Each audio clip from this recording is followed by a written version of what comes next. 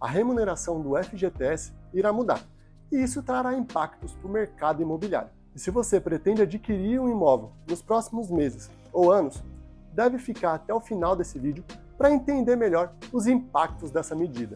O FGTS é uma das principais fontes de recurso para a construção civil do Brasil, principalmente quando nós falamos de imóveis para famílias de baixa renda. No último dia 12 de junho, o STF decidiu finalmente pela mudança na remuneração das contas vinculadas do FGTS. Em resumo, o saldo do FGTS passará a ser reajustado com base na inflação medida pelo IPCA. Mas não se iluda, essa remuneração ainda é extremamente baixa quando se compara com qualquer outro tipo de investimento que a gente tem disponível hoje no Brasil, inclusive da poupança. Essa medida traz como ponto positivo, além de melhorar a remuneração do dinheiro do trabalhador que fica ali parado, um aumento no total desse fundo, o total de depósitos que a gente tem no fundo de garantia por tempo do serviço, que é o que significa o FGTS. Isto é, haverá mais recursos disponíveis para financiamentos habitacionais,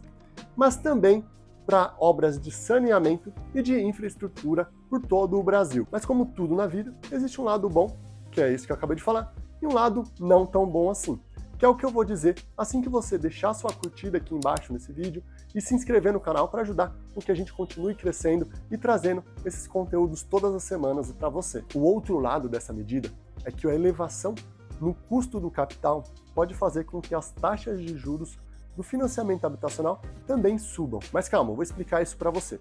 Quando eu falo aqui em custo de capital, é o custo de captação desse dinheiro. Como que um banco consegue dinheiro para financiar você? Eles não tiram esse dinheiro do bolso. Eles captam esse dinheiro de alguém. Nesse caso, eles captam dos trabalhadores lá no FGTS, ou no caso do SBPE da poupança, capta esse recurso que tem um custo. Hoje, o custo de captação do FGTS é 3% mais a taxa referencial. Isso normalmente não passa de 4% ao ano. No caso da poupança é 6% mais TR, que também não passa de 7% ao ano. Eles captam esse recurso a esse custo e repassam para as pessoas com outro custo, né, um pouco mais elevado, porque precisa financiar a própria operação do banco. Então, quando a gente fala do FGTS, a gente está falando principalmente do Minha Casa Minha Vida. No Minha Casa Minha Vida, a gente tem taxas que partem de 4,5%. Obviamente, o range da diferença que a gente tem aqui é subsidiada pelo governo federal, mas tudo tem um impacto, né? No caso do SBPE, eles captam esse dinheiro na poupança por cerca de 6, 7% ao ano e repassam para outras pessoas a 9,5%, 10,5%, dependendo do banco, do relacionamento, pode chegar até 12% ao ano. E então, é isso que eu quero dizer. A elevação no custo de captação, porque precisa ter um gap, o banco precisa ter um lucro, precisa financiar suas operações. Então isso pode fazer até mesmo com que o Minha Casa Minha Vida aumente ainda mais os gastos do governo, que é um outro ponto que eu vou explicar daqui a pouquinho. Esse aqui é o gráfico do IPCA acumulado de 12 meses desde 1997.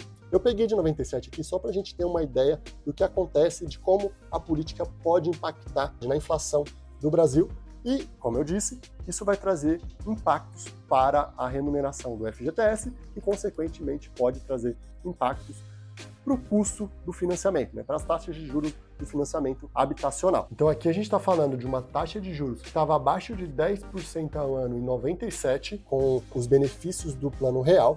Ela chegou aqui em 98 abaixo de 2%, depois ela subiu novamente.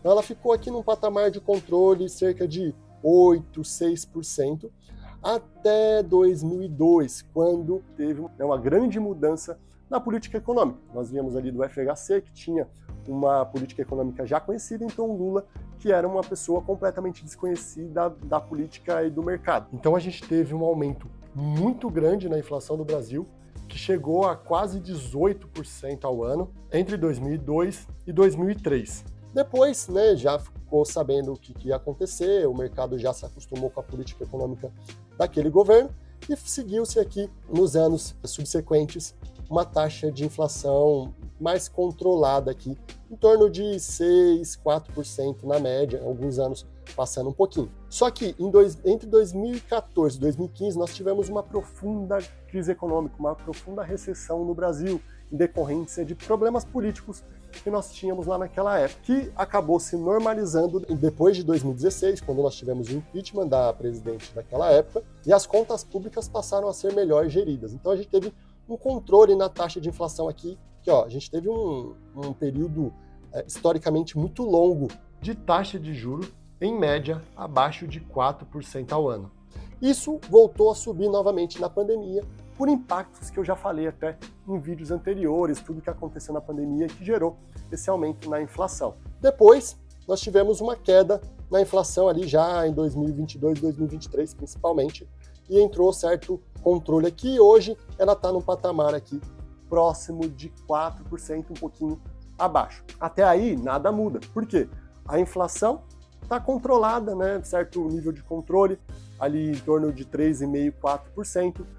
Óbvio, não vai impactar um novo cálculo da remuneração do FGTS. Como eu disse para vocês, 3% mais TR já vai dar por volta desses 3,5%, 4% que eu acabei de mostrar para vocês no gráfico. No entanto, isso deve perdurar somente até o final desse ano, onde nós devemos ter uma mudança drástica na política econômica do Brasil, que deve, por um lado, diminuir taxas de juros de financiamento como o SBPE ou o SFI, que é uma outra modalidade, mas que capta dinheiro, recurso da iniciativa privada, mas que deve elevar a inflação por uma série de fatores que não vem ao caso eu explicar aqui nesse vídeo. Mas se vocês quiserem entender um pouquinho melhor, deixa aqui nos comentários que eu vou elaborar um vídeo explicando tudo o que está acontecendo na política econômica do Brasil e na política mesmo. Bom, em resumo, com toda essa política nós devemos ter dois pesos aí para colocar na balança em lados opostos.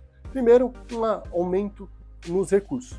Do outro lado, nós temos um possível aumento nas taxas de juros. E aí eu vou falar, mas não necessariamente isso pode impactar, o governo pode colocar dinheiro. Só que sempre que o governo coloca dinheiro em alguma coisa, essa precificação é incorreta. Por quê? Ele está imprimindo, está gerando dinheiro do nada para poder subsidiar esse tipo de iniciativa. Isso, por outro lado, vai trazer inflação. Para quem tem imóvel, para quem já tem todo o patrimônio alocado em imóveis ou em qualquer outra coisa, isso é bom, porque vai gerar mais inflação. Vai subir o preço de comida, mas vai subir o preço dos imóveis também, dos materiais de construção. Então, quem já está posicionado nesse mercado vai se dar bem numa situação, num cenário de maior inflação. Porém, quem tem que entrar, quem não tem condição de entrar agora, de comprar sua própria casa, ou sua casa própria, vai ser prejudicado com preços mais elevados. E é óbvio que o nosso país deveria ter taxa de juros mais baixa. Seria ótimo se as nossas taxas de juros girassem em torno, a Selic girasse em torno de 4% ao ano. Seria um patamar razoável para a realidade do Brasil. Porém, isso tem que vir acompanhado de uma série de medidas de austeridade fiscal para manter as contas públicas em dia, atrair mais investimento de longo prazo para o nosso país e, desta forma, conseguir controlar a inflação num patamar mais baixo, preservar o poder de compra do nosso dinheiro, da nossa moeda, o real. Muito parecido com o que está acontecendo com o novo governo argentino, que está implementando políticas que, na minha visão, vão revolucionar a política mundial. E para você que quer comprar um imóvel, mas não sabe por onde começar, nós aqui na Bragato temos uma equipe especializada para ajudar vocês nesse processo.